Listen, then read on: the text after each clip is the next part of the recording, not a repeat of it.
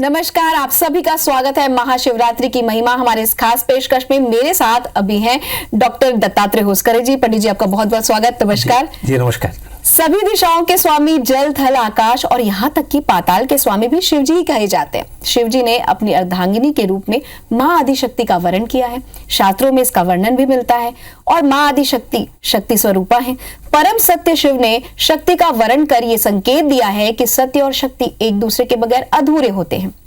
महाशिवरात्रि पर कैसे हमें प्रभु की उपासना करनी है ये तो हम जानेंगे ही, क्योंकि पंडित जी हमारे साथ हैं। साथ ही साथ ये भी जानेंगे कि इस दिन के लिए क्या विधान लिखा गया है, क्या इसके विधि है, ये सब भी जानेंगे।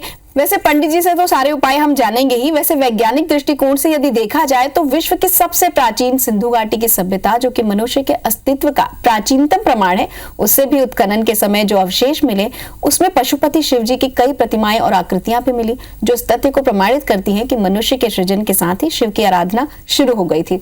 तो पंडित जी, आपसे ये जानना है कि कैसे हमें सदा शिव को मनाना है। जी, शास्त्रों में जो विशेष रूप से शिव जी का वर्णन है, शास्त्रों में कहा गया है, आत्मा त्वम गिरिजा मति सहचराहा प्राणाहा शरीरम ग्रहम। हम सभी जानते हैं कि शिवरात्रि पर्व जहाँ लिंग के प्रादुर्भाव का जो समय माना गया है, उसी तरह से शिव और पार्वती के विवाह का भी समय माना गया है। शिवरात्रि का अवसर रात्रि के समय जो है, आत्मा और मन दोनों के मिलन का समय जो है वो शिवरात्रि है। विशेष रूप से इस दिन यदि सत्य रूपी शिव की आराधना कर दी जाए और साथ ही साथ मन को यदि वश में कर लिया जाए तो निश्चित रूप से आप देखेंगे कि ये शिवरात्रि का पर्व जो है अपने तथ्य को प्राप्त होता है। और इसी तरह से शिव जी का पूजन करने से जीवन में मनुष्य को सभी तरह की सफलताएं, जीवन की शाश्वतता जो है वो प्राप्त होती है। जी पंडित जी, आमतौर पर देखा है हमने शिव जी की उपासना में जल अभिषेक बहुत महत्वपूर्ण स्थान रखता है। ये जलाभिषेक क्यों किया जाता है और क्या इसका महत्व है? जी, शिव जी जो हैं विशेष रूप से अभिषेक प्रिय हैं, ऐसा शास्त्रों में कहा गया है। हम सभी जानते हैं समुद्र मंथन की घटना, और उस घटना में शिव जी ने जो हलाहल विष को अपने कंठ में धारण किया, उसके पश्चात उनके शरीर की तासीर जो है इतनी बढ़ गई, गर्मी इतनी बढ़ गई कि उसके पश्चात सभी देवों ने शिव जी को जो है ठंडक पहुंचाने के लिए विभिन्न तरह के तत्वों से शिव जी को नहला दिया। यही अभिषेक है विशेष रूप से। और शास्त्रों में जो कहा गया है, तव तत्वम न जानामि कीदृशोसि महेश्वरः यादृशोसि महादेव तादृशाय नमो नमः। सभी तत्वों का स्नान करने से, ये विशेष रूप से लिंग का जो स्नान हम करवाते हैं शिवलिंग का, ये अपने आत्मा रूपी मन रूपी जो तत्व हैं उनका स्नान है, ये स्वयं का स्नान है। तो शिव जी का जो रात्रि के समय शिव जी का अभिषेक, शिव जी का श्रृंगार, ये वस्तुतः मनुष्य के स्वयं के सभी तत्वों का श्रृंगार है। शिव जी का अभिषेक करने से निश्चित रूप से मनुष्य की स्वयं की शुद्धि होती है। इसीलिए शिव जी को विशेष रूप से विभिन्न तत्वों से स्नान करा के इस तथ्य को प्राप्त किया जाता है। जी, क्योंकि शिव जी ने हलाहल पिया था तो उन्हें शांत करने के लिए देवी देवताओं ने जल अभिषेक किया था, और उसके बाद से अभिषेक करने की प्रथा चालू हुई। अब ये जानना है पंडित जी, क्योंकि महाशिवरात्रि का पर्व है, बहुत सारे भक्त उपास भी रहते हैं, शुभ मुहूर्त जान लेते हैं। सबसे पहले तो शुभ मुहूर्त क्या है? जी देखिए, प्रातःकालीन जो शुभ मुहूर्त है वो 9:49 से 11:48 तक वृषभ लग्न का मुहूर्त है, विशेष रूप से धन संबंधी सभी तत्वों को प्राप्त करने के लिए। उसके पश्चात 11:36 सुबह से 12:24 तक अभिजीत मुहूर्त है, और इस मुहूर्त में विशेष रूप से मनुष्य को शांति और स्थिरता प्राप्त होगी।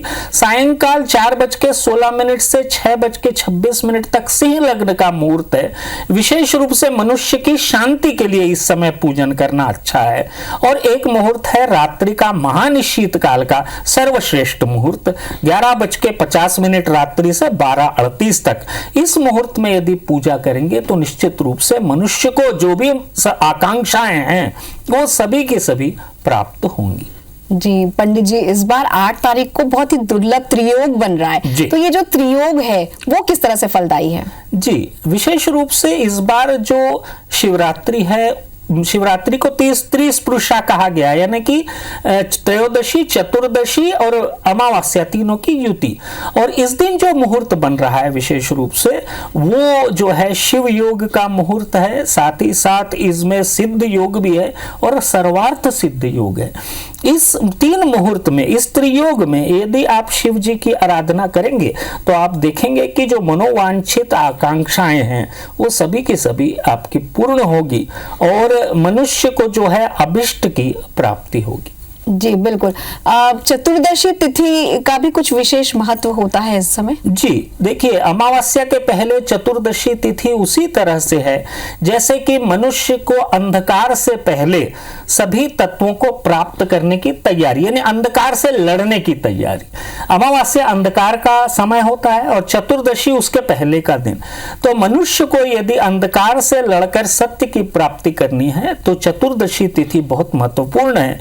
इस दिन विशेष रूप से तैयारी करके इस बार श्रवण नक्षत्र, सिद्ध योग, शिव योग और सर्वार्थ सिद्ध योग सभी की जो युति बन रही है सभी के लिए बहुत शुभ है और बहुत अच्छी है। जी पंडित जी, जैसे कि आपने बताया कि बहुत अच्छा योग है, अमावस्या के पहले जो आपने बताया कि चतुर्दशी जो है, चतुर्दशी वो बहुत महत्वपूर्ण है, उसमें भी हमें तैयारी कर लेनी चाहिए। बहुत सारे लोग व्रत भी रखते हैं। तो आत्मा और मन के मध्य जो सामंजस्य का महापर्व इसे कहा जाता है, इसकी क्या खास वजह है? जी, जैसा कि मैंने आपको प्रारंभ में बताया कि विशेष रूप से शिव जी जो है आत्मा तत्व कहे गए हैं, इसलिए आत्मात्वम गिरिजामति कहा गया है। तो शिव जी को आत्मा तत्व माना गया है, यानी आत्मिक शुद्धि के लिए शिव जी की आराधना। उसी तरह से मन जो है वो पार्वती जी उसका स्वरूप है।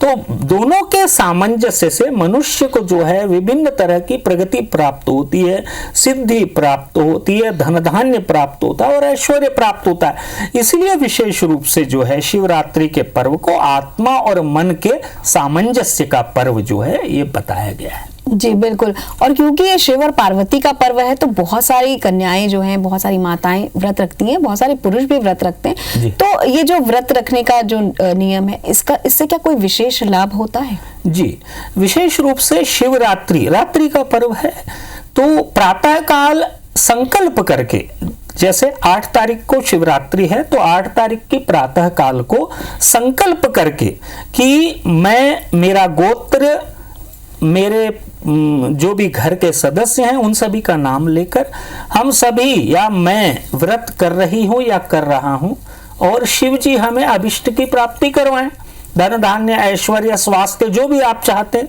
वो संकल्प कर लें। हाथ में सफेद चावल और सफेद पुष्प लेकर, एक बिल्व पत्र रखकर, ये रखकर यदि आप देखिए, वैसे तो चारों पहर शिव जी की पूजा का प्रावधान है शास्त्रों में जो बताया गया है, लेकिन विशेष रूप से रात्रि काल में शिव जी का पूजन और मंत्रों का जप, सिर्फ ओम नमः शिवाय या ह्रीम ओम नमः शिवाय ह्रीम, इस मंत्र का यदि आप जाप करते हैं तो आप देखेंगे कि ये जो उपवास आप कर रहे हैं, विशेष रूप से मैं एक बात जरूर कहना चाहूंगा कि जो इनका स्वास्थ्य ठीक नहीं है, जो डायबिटिक हैं, वो किसी भी तरह से उपवास ना करें, क्योंकि रात्रिकालीन उपवास है तो कई बार दिक्कत आती है। तो मन से उपवास करें, मन का उपवास सबसे, क्रोध न करें, किसी के प्रति कोई वैमनस्य न रखें, यही उपवास है।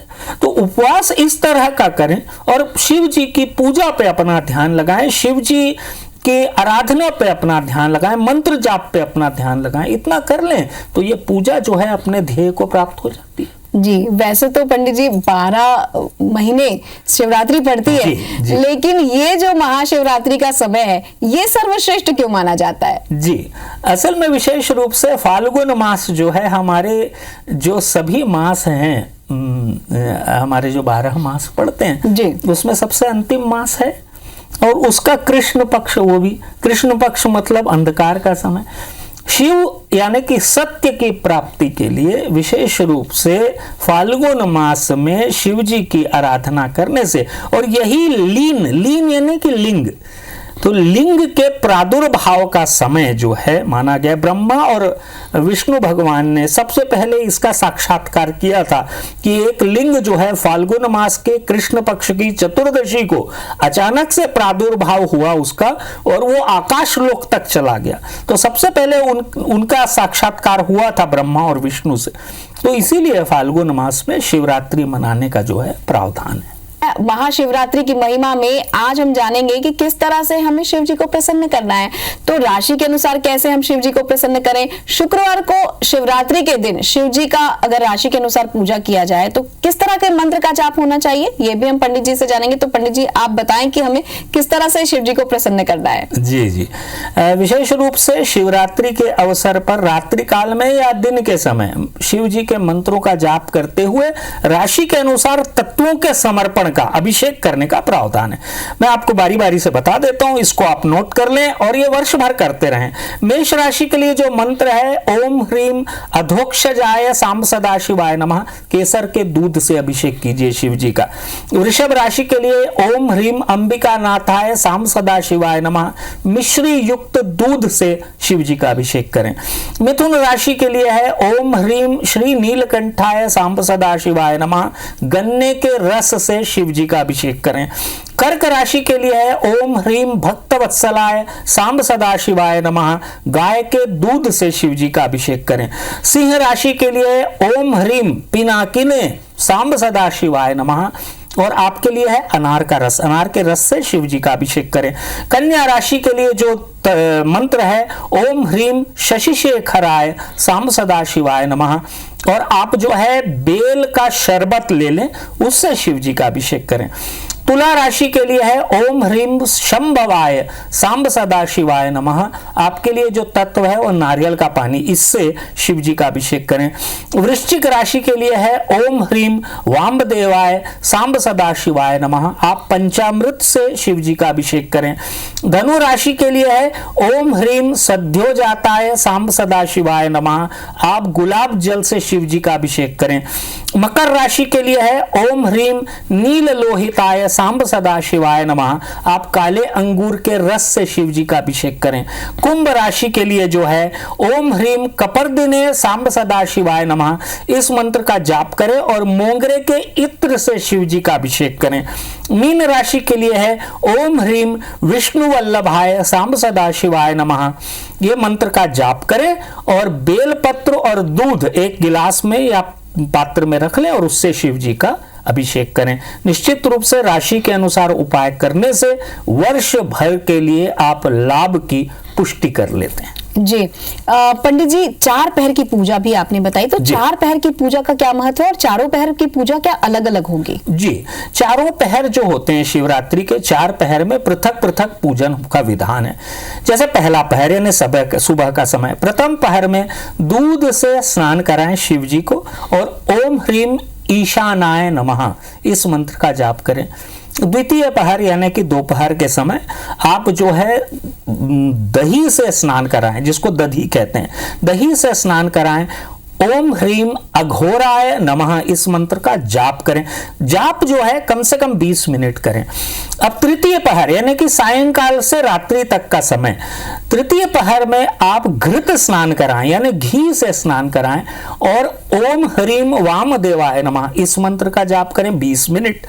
चतुर्थ पहर यानी कि आखिरी पहर पूरा रात्रि भर का, दूसरे दिन सवेरे तक का समय, इस समय चतुर्थ पहर में मधु स्नान यानी कि जो है शहद से शिव जी का स्नान कराएं। ओम ह्रीम सद्यो जाताय नमः, इस मंत्र का जाप करें। यदि आप ये चारों पहर की पूजा कर लेते हैं तो निश्चित रूप से आपको लाभ मिलेगा। जी, बहुत सारे भक्त ऐसे होंगे पंडित जी जो कि काल सर्प दोष से युक्त हैं, वैसे लोग भी इस समय का इंतजार करते हैं और काल सर्प दोष की मुक्ति के लिए पूजा कराते हैं, तो किस तरह से वो पूजा होगी? जी देखिए, काल सर्प दोष की विशेष पूजा शिवरात्रि के दिन आप स्वयं कर सकते हैं। काल सर्प दोष से मुक्ति के लिए जो है आपको यदि आपको कुंडली में काल सर्प दोष का लक्षण दिखता है तो छोटी सी क्रिया इस दिन आप कर लें। प्रातः, मध्याह्न और सायंकाल को इस क्रिया को करना है और इसके बाद प्रत्येक सोमवार को इस क्रिया को करते चलना है। भगवान शंकर के 5 मंत्र जो हैं विशेष रूप से उनको शिव जी को पंचोपचार पूजन, ये सब तत्वों को अर्पित करते हुए पंचोपचार पूजन, धूप, दीप, चंदन का लेपन, अक्षत, नैवेद्य, आरती, ये पंचोपचार पूजन होता है। ये सब यदि आप करेंगे तो काल सर्प दोष से मुक्ति मिलती है। मंत्र क्या है? ओम सद्यो जाताय नमः, ओम वामदेवाय नमः, ओम अघोराय नमः, ओम ईशानाय नमः, ओम तत्पुरुषाय नमः। इस तरह से ये मंत्रों को बोलते हुए यदि आप पूजन कर लेते हैं काल सर्प दोष दूर हो जाता है। जी बिल्कुल, जैसा कि आपने बताया काल सर्प दोष कैसे से मुक्ति की जा सकती है और जरूरी नहीं कि हम मंदिर जाकर करें, घर पर भी कर सकते हैं। जी जी जी। पंडित जी, एक सवाल ये भी उठता है कि कुछ कन्याओं के विवाह नहीं हो रहे हैं, कुछ बच्चों के विवाह नहीं होते, माता पिता बड़े परेशान होते हैं, तो इस समय वो उपाय भी करना चाहते हैं, कुछ कुंभ विवाह जैसे विवाह भी कराते हैं, तो महाशिवरात्रि का समय क्या इसके लिए भी उपयुक्त माना जाता है? विभिन्न तरह की जो समस्याएं हैं जिसमें विवाह संबंधी भी समस्या है, यदि विवाह में विलंब हो रहा है तो लड़के जो हैं, जो भी लड़के जिनका विवाह नहीं हो रहा, केसर युक्त दूध से शिव जी का अभिषेक करें और लड़कियां जो हैं वो अनार के रस से शिव जी का अभिषेक करें। और ये मंत्र जो है ह्रीम ह्रीम गिरिजापते शिव शंकराय ह्रीम ह्रीम, इसका 108 मंत्रों का जाप करें, आप देखेंगे इससे भी लाभ मिलेगा। जी, जैसा कि आपने बताया कि विवाह के लिए हमें किस तरह के मंत्र का जाप करना है, करियर से रिलेटेड यदि कोई समस्या आ रही है जी, तो उसके लिए क्या उपाय है? जी, यदि करियर में प्रॉब्लम आ रही है, नौकरी नहीं मिल रही है और दिक्कतें आ रही हैं, आप पढ़ चुके हैं लेकिन समस्या का समाधान नहीं हो रहा है, तो आपको करना क्या चाहिए? सर्प का पूजन करना है। शिव जी के ऊपर जो सर्प रहता है उसका पूजन करना है। कैसे? जल चढ़ा देना है, दूध चढ़ा देना है, थोड़ा सा चंदन का लेपन कर देना है, बिलपत्र और पुष्प चढ़ा देना है। सर्प का पूजन करने के पश्चात शिव जी को जो है अभिषेक करें दूध या जल से और कमल का पुष्प अर्पित कर दें और प्रतिदिन जलाभिषेक करते रहें। आप देखेंगे कि निश्चित रूप से आपको लाभ होगा और नौकरी संबंधी समस्याओं का समाधान हो जाएगा। जी पंडित जी, बहुत सारी माताएं इस चिंता में है कि आजकल बच्चों का मन पढ़ाई में नहीं लगता और परीक्षा के समय तो खास तौर पर बच्चे परेशान होते हैं। परीक्षा में सफलता के लिए क्या करना चाहिए? जी, परीक्षा में यदि सफलता नहीं मिल रही है या बच्चे पढ़ाई नहीं कर रहे हैं, माता पिता को चिंता है, तो बच्चों के हाथ से जो है 21 बेलपत्र सबसे पहले ले लें, उस पर चंदन का लेपन कर दें हरे वाले हिस्से पे और उसको अपनी सीधी हथेली पर रख ले मध्य भाग में और स्पर्श करा के शिव जी के ऊपर चढ़ा दें। मंत्र है शिव शंकराय ह्रीम, इस मंत्र का जाप करवा लें। आप रात्रि का समय शिवरात्रि में करवा लें और प्रतिदिन करवाते चलें, आप देखेंगे अवश्य लाभ होगा और बच्चा परीक्षा में सफल होगा। जी बिल्कुल, यानी कि हमें लेना है बेलपत्र, उसमें चंदन का तिलक लगाकर उसे शिव जी को चढ़ाना। जी, ऋण की मुक्ति के लिए बहुत सारे लोग कर्ज में डूबे हुए हैं, तो क्या ऋण की मुक्ति के लिए भी कोई उपाय है? जी, ऋण की मुक्ति के लिए विशेष रूप से शिवरात्रि एक बहुत अच्छा अवसर है। काले अंगूर का रस ले लें, उससे शिव जी का अभिषेक कर दें और उसी शिव जी के मंदिर में जहां आप अभिषेक कर रहे हैं या घर में अभिषेक कर लिया हो तो किसी शिव जी के मंदिर में सूपा ले लें, एक छोटा बड़ा जैसा हो, और एक काला छाता ले लें, इसको दान कर दें और धन समृद्धि प्रदाय श्रीमन महादेवाय नमः, इस मंत्र का लगभग आधे घंटे जाप कर लें। वैसे तो तीनों पहर करना चाहिए, लेकिन आधे घंटे आप यदि जाप कर लेंगे आपको लाभ मिलेगा। जी पंडित जी, कई बार ये भी सुनने में आता है कि दान देने के लिए कोई व्यक्ति मिलता नहीं है, ऐसी स्थिति में क्या करें? जी देखिए, दान जो है पात्र के बारे में कहा गया है, तो विशेष रूप से कहा गया है कि मंदिर में पूजा करने वाला कोई भी ब्राह्मण हो तो उसको दे सकते हैं। यदि कोई ना मिले तो गौ, यदि गाय खाती है उस दान को, कोई भी जो आप दान देना चाहते हैं तो गाय को खिला दें। यदि कोई ना मिलता है तो किसी भी नीडी पर्सन को, किसी भी भिक्षुक को आप ये दान कर सकते हैं। जी पंडित जी, सवाल अब मन में ये भी उठ रहा है कि हमें शिव जी को क्या चढ़ाना है और क्या नहीं चढ़ाना है। जी वो भी बता दें। देखिए, शिव जी को विशेष रूप से शास्त्रों में जो कहा गया है, ऐसे तत्व जिनसे दूध निकलता है, जैसे आप देख रहे होंगे कनेर का फूल और अन्य जो भी फूल होते हैं जिनसे दूध निकलता है, वो पुष्प चढ़ाने चाहिए और लाल पुष्प नहीं चढ़ाना चाहिए, ये शास्त्रों में लिखा गया है। आजकल लोग चढ़ा देते हैं लेकिन लाल पुष्प शिव जी को नहीं चढ़ता है, तो विशेष रूप से इस बात का ध्यान रखें। और विशेष रूप से लोग जाके बहुत ज्यादा मात्रा में धतूरा चढ़ा देते हैं शिव जी को। धतूरा चढ़ाएंगे तो सिर्फ एक चढ़ाइए, क्योंकि यदि आप शिव जी को कड़वा तत्व चढ़ाएंगे तो उसके परिणाम भी फिर कड़ू रूप में मिलेंगे आपको। तो शिव जी को विशेष रूप से अच्छे सुगंधित पुष्प, अच्छे पुष्प चढ़ाइए, अच्छे तत्व चढ़ाइए, जिनसे कि शिव जी आपको प्रतिफल स्वरूप ऐसे ही तत्वों से अलंकृत करें। तो शिव जी को कोई भी ऐसा तत्व जो कड़वा हो या जो थोड़ा सा स्वाद में अच्छा ना हो, वो कदापि अर्पित ना करें। जी, ऐसा कहा जाता है कि शिवलिंग पर सिंदूर भी नहीं चढ़ाना चाहिए। जी, इसका क्या कारण जी है? असल में सिंदूर नहीं चढ़ाने का प्रावधान इसीलिए है क्योंकि शिव जी जो है, सिंदूर जो है विशेष रूप से शक्ति का प्रतीक है और शक्ति का अर्पण माता जी को किया जाता है। तो विशेष रूप से इसीलिए शिवलिंग पर सिंदूर चढ़ाने का प्रावधान नहीं है। जी, आमतौर पर मंदिरों में हल्दी जरूर चढ़ता है शिव जी को, इसकी कोई खास वजह? जी, विशेष रूप से जिनको पदों की प्राप्ति करनी होती है, जिनको किसी तरह से जीवन के एक बहुत ही उच्चतम शिखर तक पहुंचना होता है, उनके लिए कहीं कहीं शास्त्रों में, शिव पुराण में भी वर्णन है, उनको हरिद्रा लेपन करना चाहिए शिव जी का, ऐसा। लेकिन हर जगह नहीं है। विशेष रूप से तो शिव जी को सुगंधित तत्वों, क्योंकि देखिए महामृत्युंजय मंत्र यदि आप करें तो त्र्यंबकम यजामहे सुगंधिम पुष्टिवर्धनम, तो सुगंधी तत्व जो है वो शिव जी को चढ़ाना है। तो विशेष रूप से किसी भी तत्व को चढ़ाने से पहले आप सुगंधी तत्व शिव जी को अवश्य चढ़ाएं। जी बिल्कुल, आपने बहुत अच्छी बात बताई कि सुगंध यानी इत्र जरूर चढ़ाना है। बहुत सारी जगहों पर महाशिवरात्रि में तेल जरूर चढ़ता है शिव जी। इसके पीछे भी कोई खास वजह? जी, जिनको जीवन में बहुत ज्यादा कष्ट आ रहे हैं, जिनको ऐसा लग रहा है कि बार बार प्रयास करने के बाद भी सफलता नहीं मिल रही है, तो तैलीय तत्व यानी कि चिकनाई युक्त चीज वो यदि आप शिवलिंग पे चढ़ाएंगे तो सारी समस्याएं जो हैं उसी तरह से फिसल के हट जाएंगी जैसे जीवन में अन्य चीजें हटती हैं। तो इसीलिए शिव जी को तैलीय तत्व, जिसमें घृत है, तेल यानी कि घृत भी होता है, तो घृत यदि आप चढ़ाएंगे तो बहुत अच्छा रहेगा। जी, महाशिवरात्रि में शिव जी के साथ माता पार्वती को भी स्थापित करके उनकी पूजा करनी चाहिए हमें? जी देखिए, विशेष रूप से तो लिंग के प्रादुर्भाव को माना गया है, लेकिन चूंकि शिव जी के विवाह का भी पर्व है जी, इसीलिए यदि आप सांकेतिक रूप से एक पूजा की सुपारी या कोई एक अन्य तत्व या फिर आपके पास प्रतिमा हो पार्वती जी की अलग से, तो शिवलिंग के सामने रख के शिव जी का अभिषेक किया जा सकता है, या फिर शिव पार्वती दोनों की फोटो या प्रतिमा को सामने रख के शिवलिंग का अभिषेक किया जा सकता है। जी पंडित जी, आपने बहुत ही अच्छी जानकारी दी और हमें बता दिया कि किस तरह से हमें शिव जी को प्रसन्न करना है। बहुत बहुत शुक्रिया। हम आशा करते हैं दर्शकों का ये जो महाशिवरात्रि का पर्व है ये बहुत ही खास होगा और जिस तरह से उपाय हमें पंडित जी ने बताए उसको हम आत्मसात करेंगे तो निश्चित रूप से जीवन की जो बाधाएं हैं वो पार होंगी। आप सभी को महाशिवरात्रि की ढेर सारी शुभकामनाएं। नमस्कार। नमस्कार।